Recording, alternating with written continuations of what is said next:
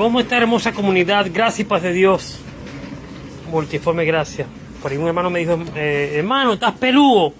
Y le dije, sí, soy un Sansón moderno. Mientras más largo el pelo, más unción. Es importante algo que estoy hablando con un hermano que dice que tiene problemas con su hijo porque el hijo ve que él se congrega en las casas. Y el hijo le dice a él, papá, tú estás mal porque tú no te estás sujetando a los pastores. Tú estás mal, tú estás en contra de la palabra porque la Biblia dice que sujetaos a vuestros pastores. Y eso es uno de los problemas de la iglesia institucional que no entiende que nosotros lo que intentamos vivir el evangelio bíblico, no creemos en esa doctrina aplicada hoy a la iglesia institucional, porque es contraria a la palabra de Dios y más bien termina siendo pecado. Y puede sonar rudo, pero no lo es. Yo le aconsejo a los creyentes que son miembros de estas iglesias tradicionales que tienen un templo y tienen a un pastor, que no cometan el error de someterse a esa persona, ni que le den fidelidad a esa persona, ni que crean en la falsa fidelidad a los líderes. Esto no es bíblico, amados. Esto es pecado. Esto es pecado. Mire, esa persona puede ser un noble creyente, hombre o mujer de Dios. Puede ser una persona de oración, puede ser una persona que de verdad a usted no la trasquila, no la manipula, ni se aprovecha de usted. Pero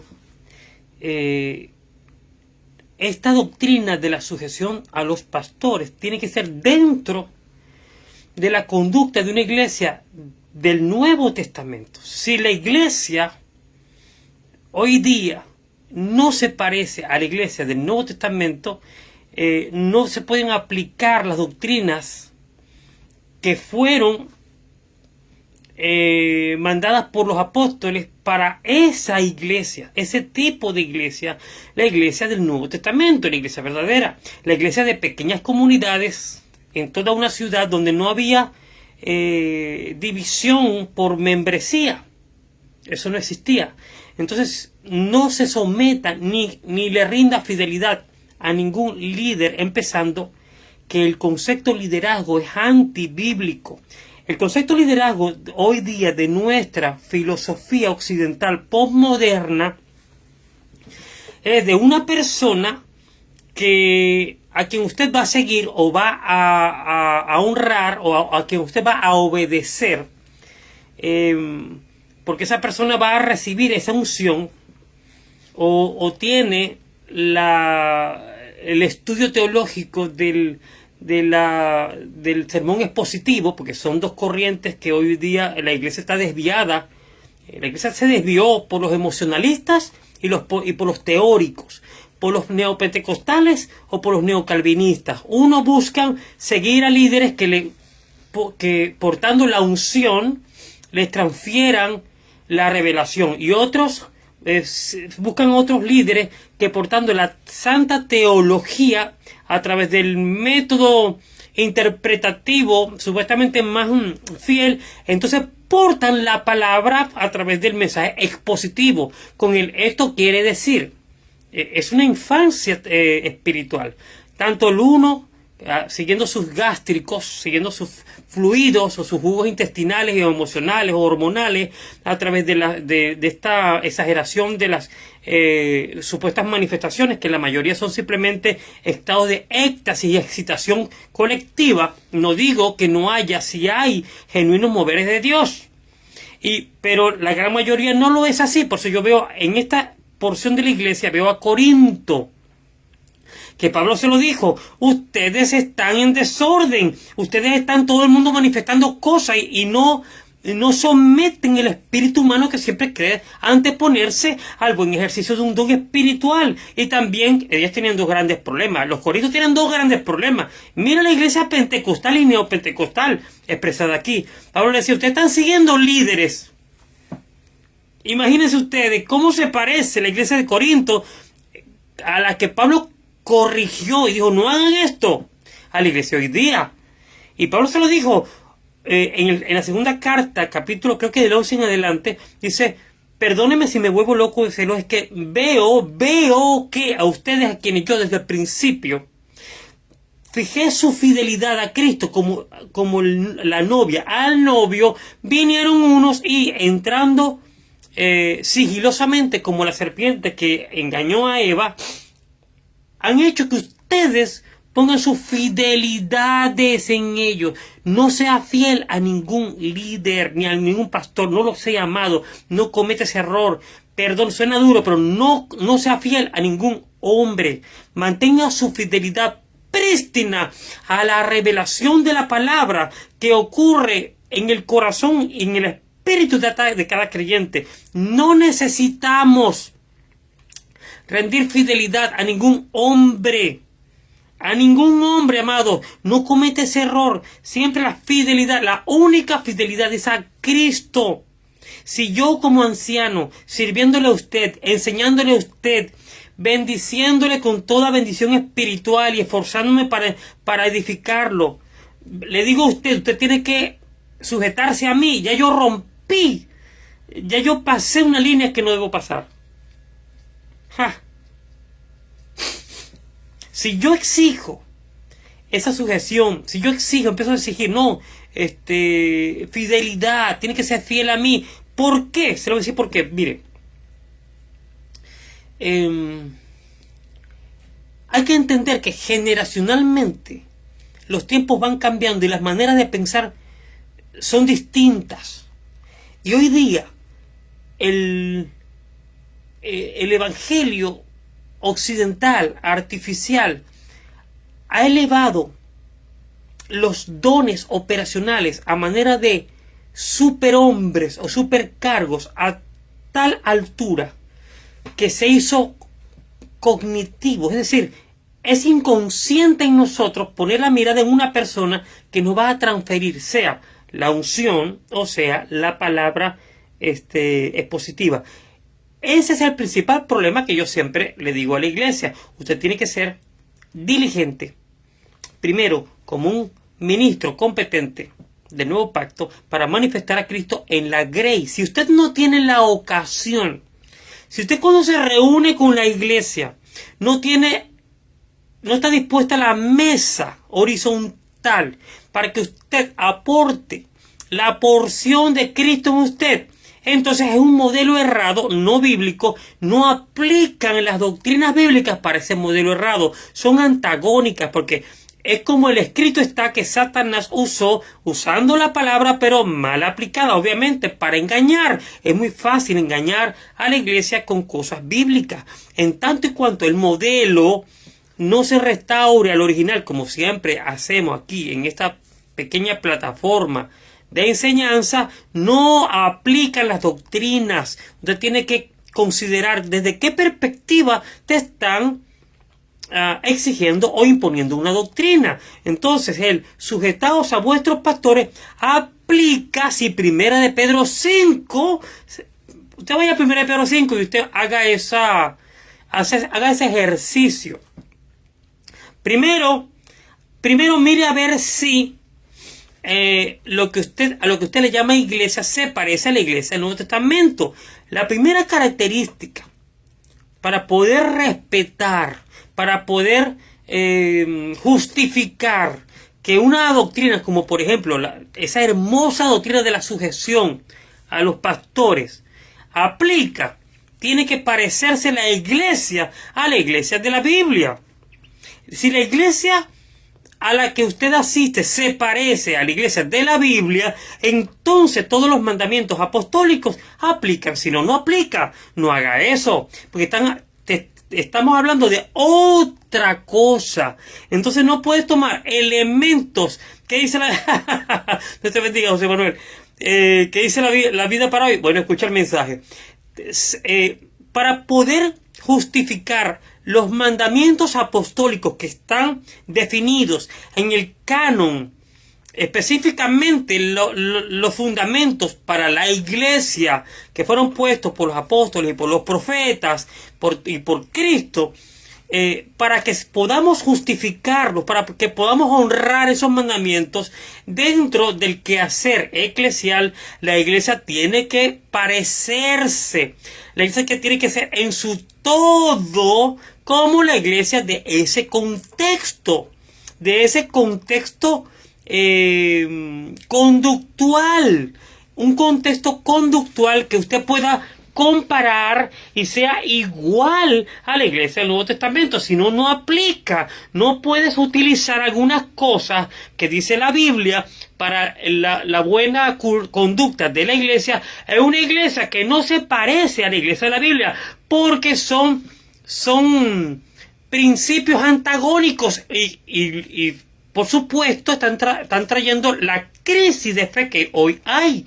La crisis, la manipulación pastoral, la manipulación emocional, la manipulación financiera, metiendo gente en templos, encerrándolos en fidelidades guiadas por una persona. Todo esto no es la iglesia del Nuevo Testamento. Esto es consecuencia de un proceso que se llama la institucionalización de la fe, donde durante los primeros siglos la sociedad cristiana fue cayendo presa de un sistema babilónico, de un movimiento piramidal, dejando la mesa que Cristo nos enseñó del unos a otros, del partir el pan, del orar mutuamente, del sostenernos mutuamente, de la exhortación mutua, sujetos sí a un grupo, no a una persona, a un grupo de obispos ancianos que tenían la responsabilidad de perfeccionar al resto de la grey para que estos también fueran activos o efectivos a la hora de ejercer el ministerio, cosa que todos somos ministros, aunque no todos somos ancianos. Esto no implicaba o no infería jerarquía, sino doble responsabilidad, un ancianado o un obispado que le respondía a Dios como colaboradores de la grey, que no permitían ser seguidos, y Pablo se lo dijo: no nos sigan, no nos rindan fidelidad. No soy tu pastor, aunque siendo apóstol, aunque siendo evangelista, aunque siendo profeta, aunque habiendo recibido herramientas de Dios, simplemente son las oficinas de gobierno, las oficinas que Dios utiliza para gobernar su reino, para impartir, para manifestar su reino a través de los creyentes que Él escoge para que le respondan a Él por el pueblo. Solo implica doble responsabilidad. Esto no significa posicionamiento, sino desde abajo, significa sostenimiento. Y esto es algo muy diferente. Nosotros no podemos pensar la iglesia, no podemos pensar el cristianismo desde una perspectiva judeo-pagana.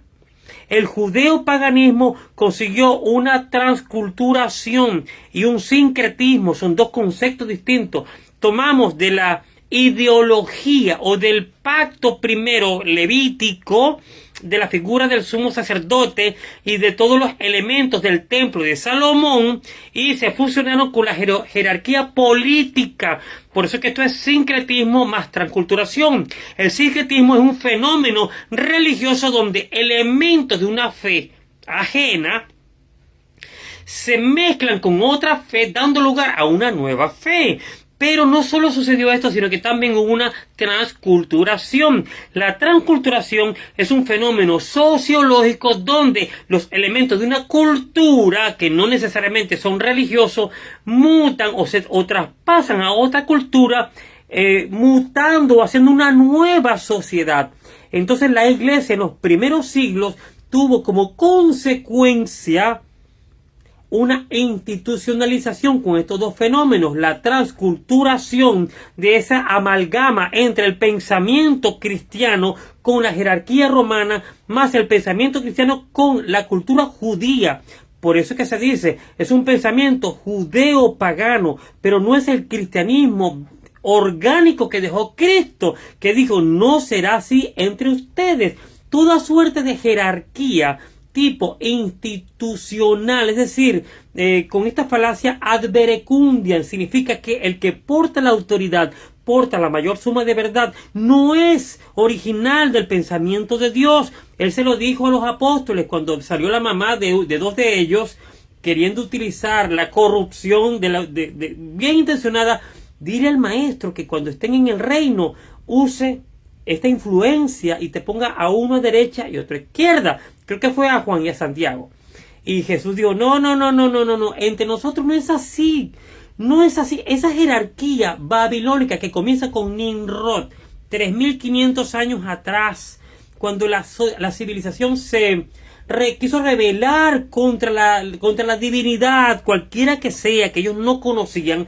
Esto se formó un patrón histórico donde el hombre siempre ha querido posicionarse sobre el hombre como consecuencia de un sistema caído después del pecado original.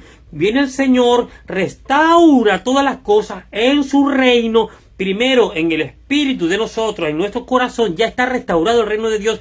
Y al final del tiempo, como dice la palabra, un ángel tocando trompeta, va a haber la gran restauración de todas las cosas en Cristo, las que están en los cielos como las que están en la tierra. Eso todavía no ha pasado. Por los momentos, nosotros los creyentes simplemente tenemos que manifestar el reino de Dios y sus principios, pero ese marco conceptual, ese sistema de pensamiento del reino de Dios es antagónico a los paradigmas de la religión.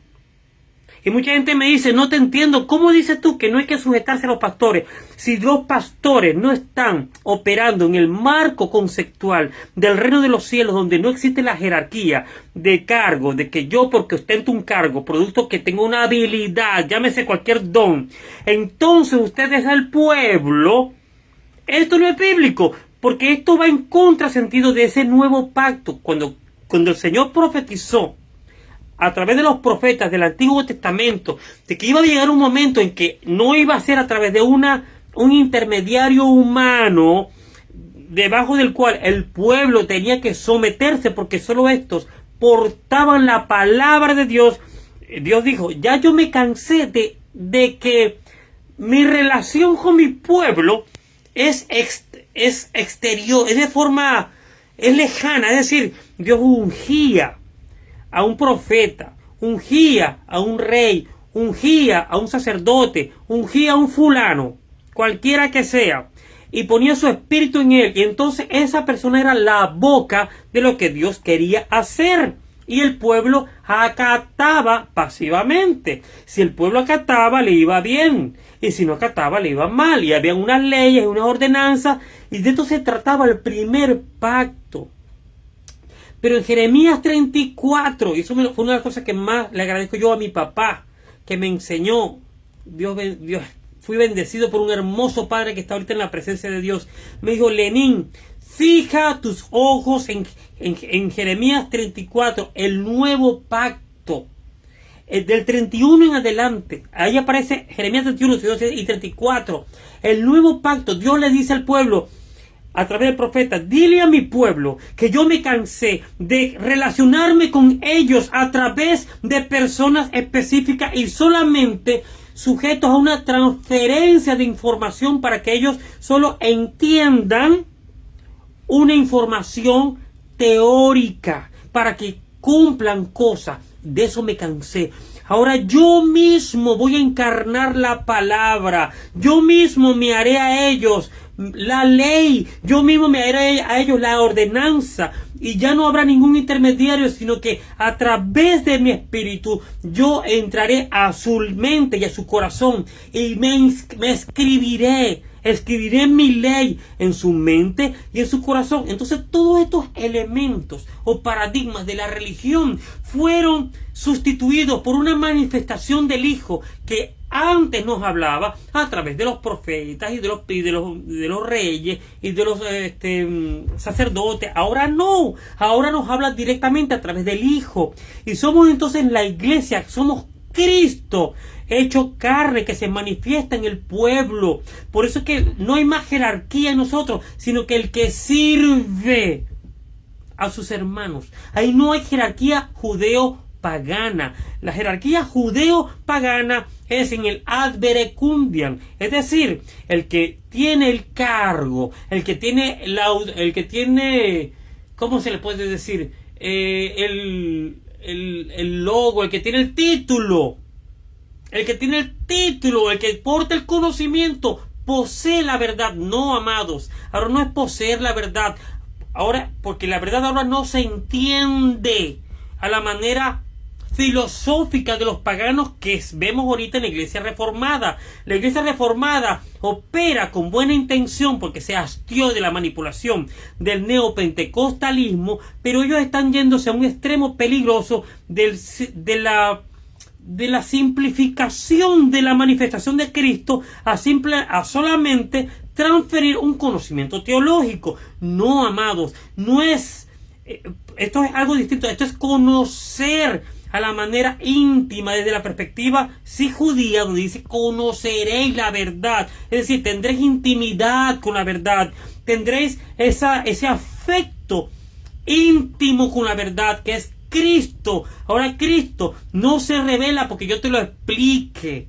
Yo te puedo enseñar, yo te puedo aportar principios espirituales. Yo como predicador, como pastor, como evangelista, como maestro, como lo que sea, yo te puedo aportar valores espirituales, pero no soy capaz de revelarte a Cristo, porque ahora esto, siendo exclusivo del Padre, que revela a su Hijo a quienes a Él agrada, como lo dijo Pablo, solamente es el Espíritu, como dice 1 Juan 1, el que hace ese clic de la revelación del Hijo en el corazón y en el espíritu de los escogidos, para manifestar entonces a través de la iglesia a Cristo en esa autoridad que se ejerce en los lugares celestiales, como dice Efesios 3:10. Esto es una dinámica diferente. Esto tumba todo control evangélico, católico, mormón, testigo de Jehová, lo que sea. Todas estas formas de religión, y yo me entristezco porque mis hermanos en Cristo que están tanto en la iglesia evangélica como también hay una grey en la iglesia católica, no han entendido estos paradigmas de la religión y están siguiendo líderes y solamente van a escuchar la homilía, ni una cosa ni la otra. La iglesia tiene que entender que tiene que dar una transformación, a una restauración del modelo original. Y vuelvo aquí y termino con esto: no rinda fidelidad a ningún hombre. No me rindas fidelidad. No sigas líderes donde te enseñen a ser líder. Huye. Donde haya un grupo de personas, donde hay uno que es la máxima autoridad, huye. No obedezcas a esa persona, porque eso es antibíblico. Eso está a un paso de ofender a Dios. Estás contradiciendo el nuevo pacto con todo lo que te expliqué. La iglesia no debe someterse a pastores que no operan en el marco conceptual del reino de Dios, donde no hay empoderamiento ni enseñoramiento. Lo que hay es un pagar el precio por la grey de Dios, donde hay un entregarse para servir a la iglesia de Cristo. Una cosa muy diferente. Es rudo, es duro, pero se tiene que decir.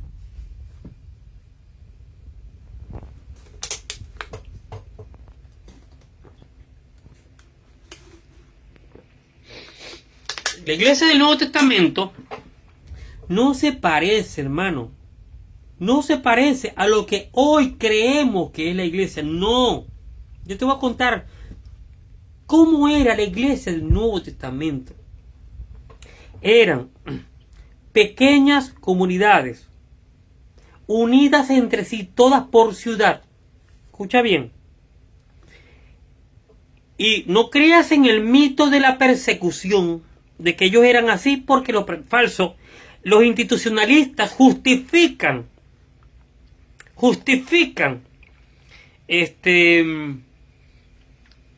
esto de las pequeñas comunidades del Nuevo Testamento, que era porque eran perseguidos. No, hubieron 10 persecuciones desde el 33 hasta el 312, sí, pero eran persecuciones que eran subían y bajaban, subían y bajaban. Cuando subían las persecuciones, los creyentes se iban de sus lugares naturales, que eran las comunidades, y se iban a las catacumbas, o a los campos aparte, o a los cementerios.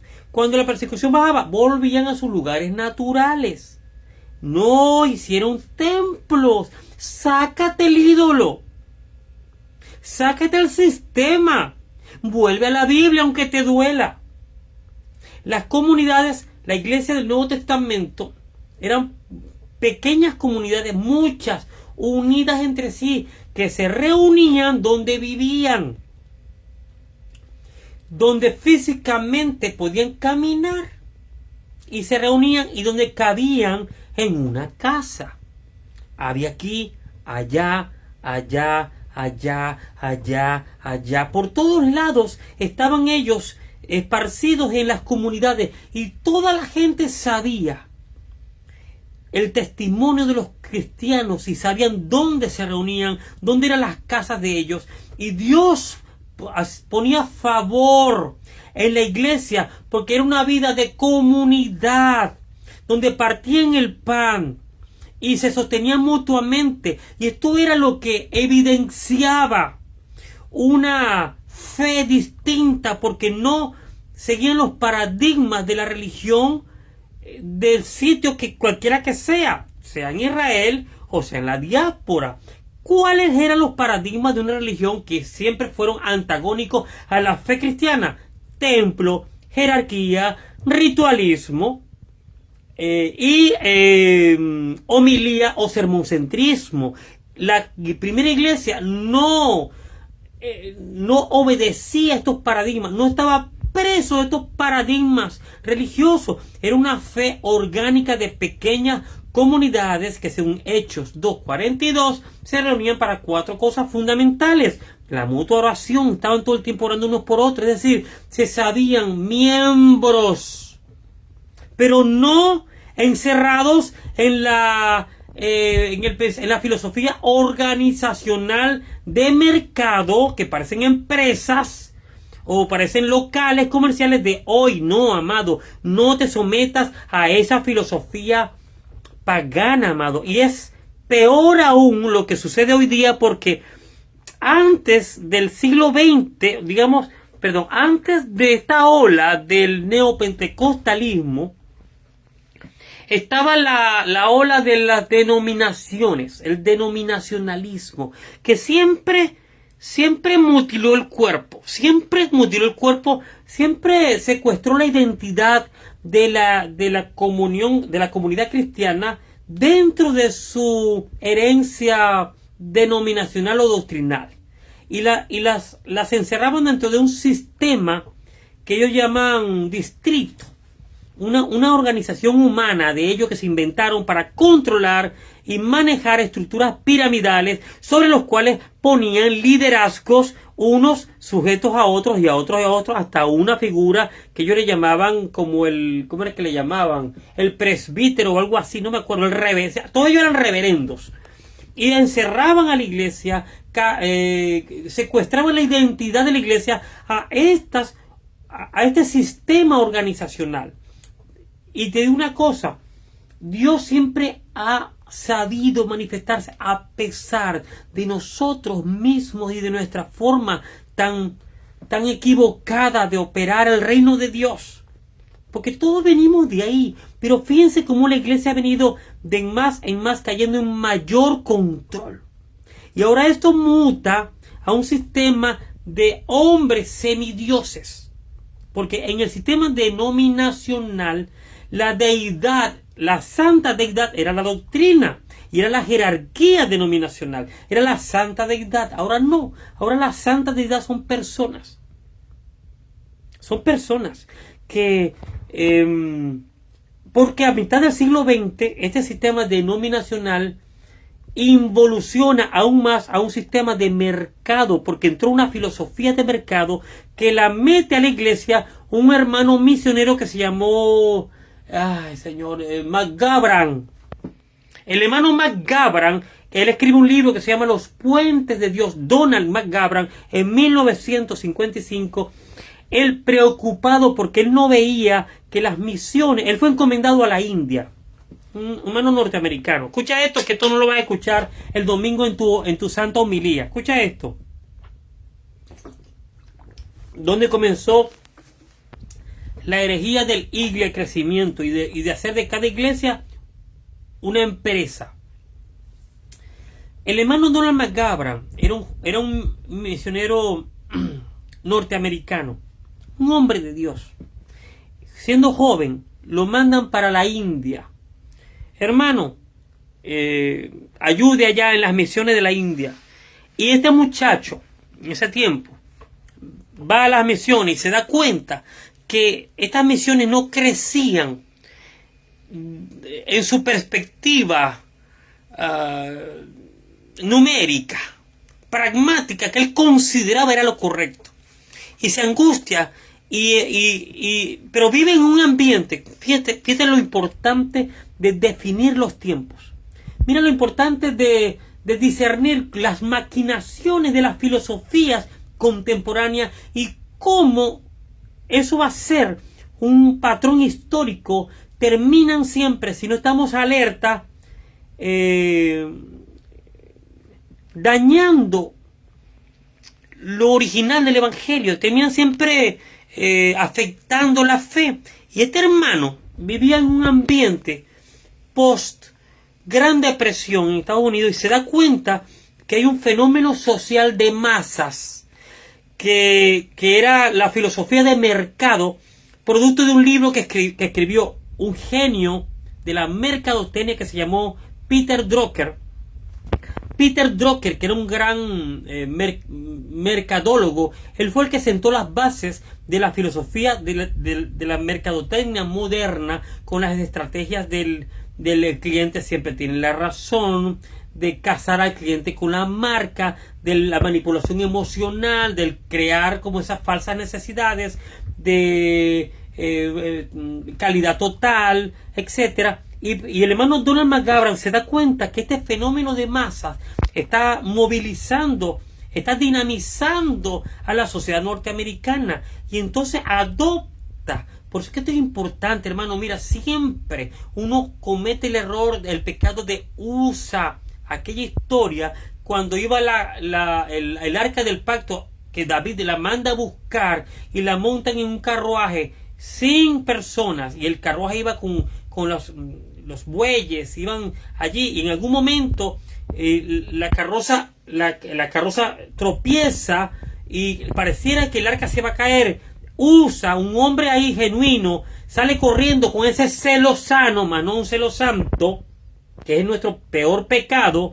Lo que dice: no, yo tengo mucho compromiso con el Señor, yo tengo mucho compromiso con la iglesia, no, y encierran todo en su cuadrado mental paradigmático religioso, y Usa salió corriendo a sostener el arca como si Dios necesitara ayuda. Este pecado es un patrón histórico, que son nuestras buenas intenciones queriendo agradar a Dios. Y no entender que esto no se trata de mis buenas intenciones, sino de solo obediencia. No olviden lo que le pasó a Saúl y porque fue desechado, que aún haciéndolo supuestamente correcto desde su corazón, no obedeció la ley de Dios. Y el hermano McGavran se inspira en el movimiento social que dinamiza la economía y la nación de Estados Unidos, y empieza a tomar elementos de conducción social, de cómo se puede manejar la sociedad, y se lo mete a la iglesia, se lo filtra, y él siembra la semilla de lo que hoy día se conoce como el iglesia crecimiento, donde entonces se visualiza a la iglesia como un ente en sí mismo dentro de cuatro paredes que obedecen a una jerarquía y a un logo y a una marca, a lo que llaman la visión. Esto es apostasía, esto es abominación a Dios, esto es una iglesia tipo la Odisea. ¿Por qué? Porque son estructuras de enriquecimiento y de manipulación de un hombre sobre el pueblo de Dios.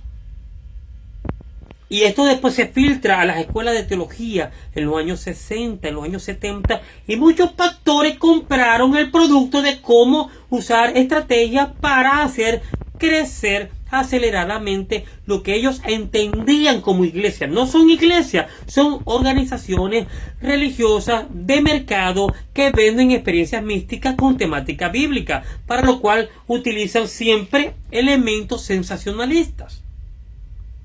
Worship. Esto está fuerte, hermano. Esto está fuerte.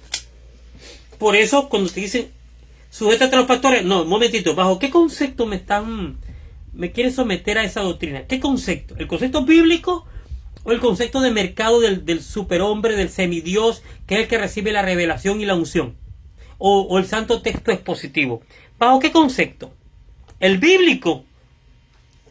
No creo. No rinda fidelidad a nadie, hermano. No rinda fidelidad a nadie. Pablo lo dijo, no lo dije yo. La fidelidad se le rinde a Cristo y a su palabra. Y si un creyente, teniendo un don de pastor, un don de enseñanza, un don de maestro, te bendice sin pedirte nada a cambio, hónralo. En tanto su enseñanza te edifique, pero no te controle, sino que te desafíe a que tú desarrolles tu don también, o tus sentidos espirituales, y no es que te impida el dinamismo corporativo eclesial. El dinamismo corporativo, no que te lo impida, sino que al contrario, te vaya aportando esos elementos de fe y esos fundamentos apostólicos y esa doctrina tan perfecta que está en la palabra, de una forma sin sesgo, sino que te desafíe para que tú te hagas responsable de los dones que hayas recibido tanto en palabra como en obra, para que también seas útil al crecimiento del cuerpo a un varón perfecto, pero que él no busque el bien propio, que su intención, pues eso se nota, no sea el bien personal, eso se nota. Entonces, por consecuencia de ese servicio, hónralo, sométete a alguien así, que es usado por Dios para llevarte a que tú seas fiel a Cristo, que es el único. Eso es distinto. Esa sí es la dinámica del reino, alrededor del espíritu del servicio, donde nosotros los ancianos nos ponemos por debajo del pueblo. No es una pirámide, es una pirámide invertida. No es una pirámide pagana, es una pirámide invertida. Entonces esto de pueblo y de clero y laicos es una evidencia de una institucionalización de la fe que se alejó de la operatividad horizontal del pueblo. Restaurar la iglesia pasa por restaurar la horizontalidad de la conducta eclesial de la iglesia. Bueno, estoy redundando, de la conducta eclesial. Y no solamente eso, en la desvinculación de la identidad del creyente a tu organización religiosa a la que has bautizado con un nombre sobre el cual tú te has empoderado. Desvincula a la iglesia de eso y vincúlala a una perspectiva de ciudad. Somos la iglesia de la ciudad, que nos reunimos en pequeñas comunidades para 4 cosas fundamentales: orar unos por otros, partir el pan, es decir, mirar por las necesidades de cada uno. Tercero, en la comunión de los santos, esa coinonía, en esa santa intimidad. Y cuarto, en la mutua exhortación. Es decir, al ejercicio corporativo de ese todos con todos, donde cada quien se sabe corresponsable de la exhortación a través del don recibido, porque nadie quedó por fuera del don, a permanecer en la doctrina apostólica. Más de eso es empresa, más de eso es control, más de eso es institución, y eso no es la iglesia del Nuevo Testamento. No te sometas a los pastores que operan con ese concepto, porque te están alejando de Dios. con pequeñas dosis bíblicas te mantienen desnutrido y te mantienen raquítico, porque no es un gimnasio. Donde tú probablemente estás yendo no es un gimnasio, es un anfiteatro griego, es para ser un espectador de un contenido, no estás siendo partícipe de ese dinamismo muscular. Ahí no hay esa metabolismo corporativo. El metabolismo, es decir, la transformación en herramientas espirituales, en ese varón perfecto que termina siendo el resultado de un pueblo que puede escuchar la palabra, puede ser expuesto a los dones, puede ser expuesto a la manifestación del Espíritu, puede ser expuesto al servicio. Es decir, de multiformes maneras Dios maneja su gracia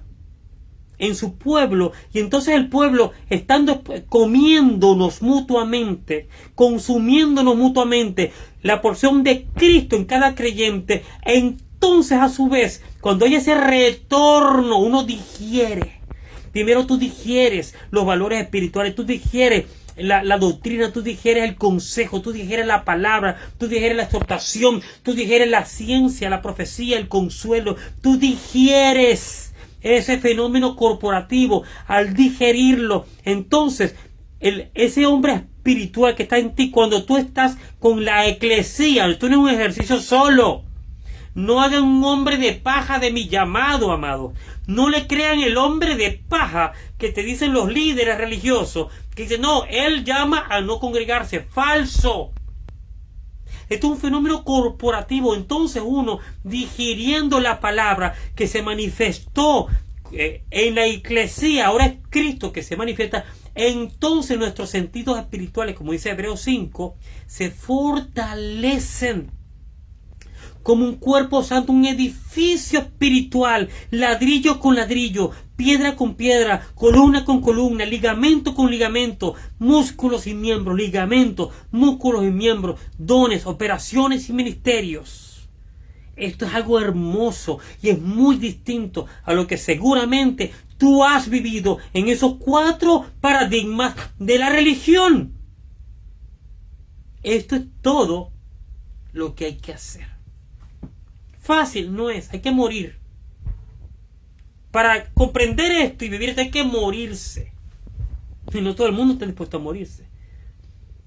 Morirse a estas deidades que seguimos como religiosos. Hay que morir a eso. Ahí está el desafío, ahí está lo difícil. Bueno, amados, hay que volver a la perspectiva de las pequeñas comunidades. Pequeñas comunidades repartidas en toda la ciudad. Esa es la verdadera identidad de la iglesia. De pequeñas comunidades. Y los ancianos, pastores, profetas, evangelistas, apóstoles, maestros, que son los obispos, giran en esas comunidades sirviéndoles, sosteniéndoles mutuamente. Giran, no se empoderan. No es que esos ancianos se dividen, tú allá de ese grupo y yo acá en este mi grupo, tú en aquel grupo y ese grupo va a ser tuyo, tus ovejas, y este grupo va a ser mis ovejas. No, señor, no, los ancianos operan en equipo. Los obispos, los ancianos operan en equipo y no se empoderan, no se dividen la grey, no mutilan la grey, no la segmentan, no la parcelan, no. Y es por eso es que Dios, molestándose a veces, manda persecución para que se acaben estos organigramas, esta jerarquía, este control del hombre sobre el hombre. Entonces así nosotros volvemos a la fuerza, al fuete, a la pela de Dios, a hacer caso. Toca hacerlo así porque nos encanta seguir hombres. Nos encanta el show emocional. Nos encanta sentarnos a consumir un evento religioso. Bueno, amados, a ponerse los pantalones en esto. A ponerse los pantalones como ministros competentes del nuevo pacto. La gracia de Dios, multiforme gracia,